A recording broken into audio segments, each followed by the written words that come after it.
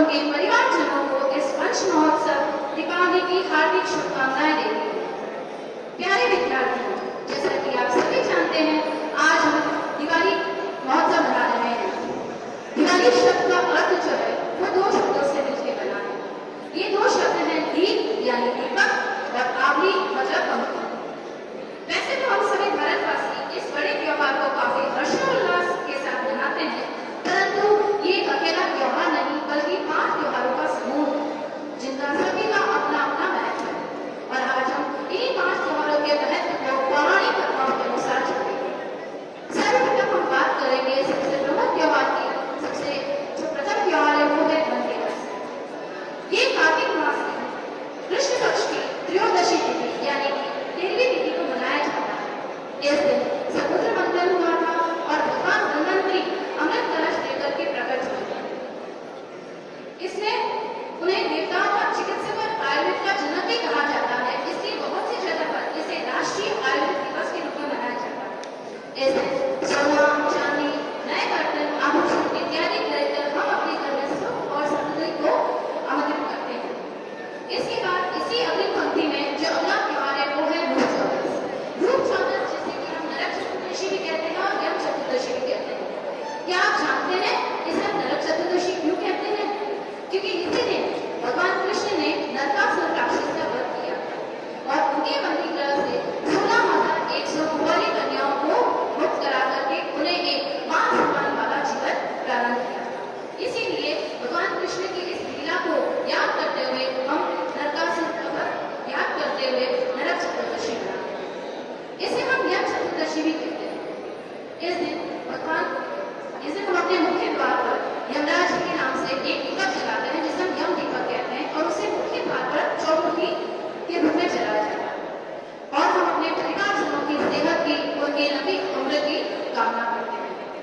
अब आता है हमारा प्रमुख त्योहार जो है दिवाली। जैसा मैंने आपको बताया, दिवाली यानी कि दीपों की आग, दीपों की पर्व। ये कार्तिक मास की अमावस्या को मनाया जाता है। उस रात आकाश में चंद्रमा नहीं होता, सब तरफ अंधकार छाया रहता है, लेकिन हम अपने घरों में, अपने आसपास के इलाकों में, अपने आसपास के क्षेत्र में दीपक जलाकर, रोशनी जलाकर उसे प्रकाशमान करते हैं और अंधकार पर प्रकाश की विजय को दर्शाते हैं। वैसे तो हम सभी जानते हैं कि दिवाली मनाने का मुख्य कारण है क्योंकि भगवान श्री राम ने जब रावण का वध किया और अपनी भार्या सीता और अनुज लक्ष्मण के साथ 14 वर्ष का वनवास पूरा कर जब अयोध्या लौटे थे, तब अमावस्या सब तरफ अंधकार छाया। इसीलिए अयोध्या वासियों ने दीपक जलाकर भगवान राम का स्वागत किया। लेकिन कभी आपने सोचा है कि हम इस दिन लक्ष्मी जी और गणपति जी की पूजा क्यों करते हैं? गणपति जी लक्ष्मी जी के घर पर पुत्र थे।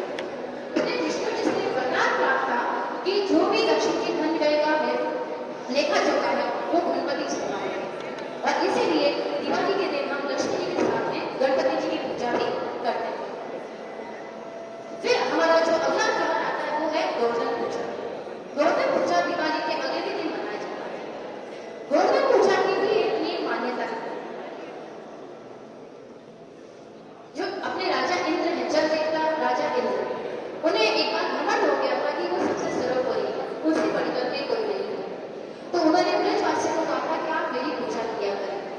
ब्रजवासियों ने राजा इंद्र की पूजा करनी शुरू कर दी।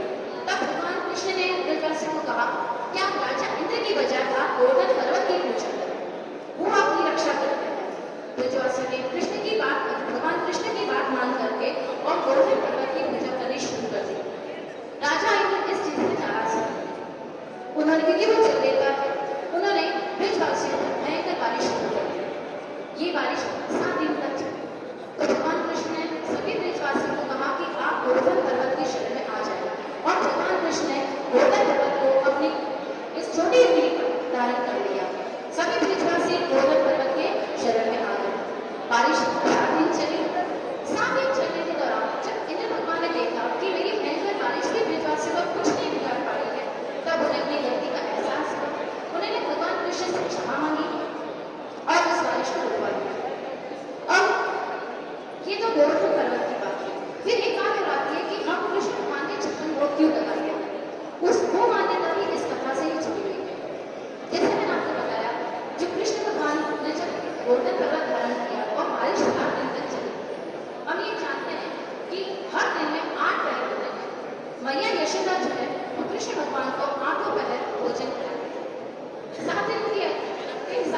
ये 56 पकड़। इसीलिए माँ यशोदा कृष्ण भगवान को 56 भोग लगाती। और इसके बाद अग्रिम पंक्ति यानी अंतिम त्योहार को आता है भाई दूज। जैसा हमने धनतेरस, रूप चौदस, दिवाली, गोवर्धन पूजा, इन सब में हमने पौराणिक कथाओं को देखा, तो हमारा भाई दूज त्योहार भी पौराणिक कथाओं से ही जुड़ा हुआ। वैसे तो इसे भाई बहन के प्रेम का प्रतीक माना जाता है, लेकिन इसके पीछे भी एक पौराणिक कथा है। भगवान सूर्य देवता और उनकी पत्नी छाया के 2 संतानें थे, यमदूत और यमुना। एक बार यमदूत यमुना के घर गए तो यमुना ने उनका स्वागत किया, उन्हें तिलक लगा करके उन्हें श्रीफल यानी नारियल भेंट किया और उनका आतिथ्य दिया।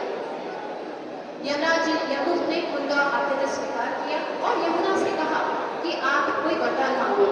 तो यमुना ने कहा कि भैया आप हर संघर्ष इस स्थिति के दिन आप मेरे घर आएंगे और मेरा आतिथ्य स्वीकार करेंगे।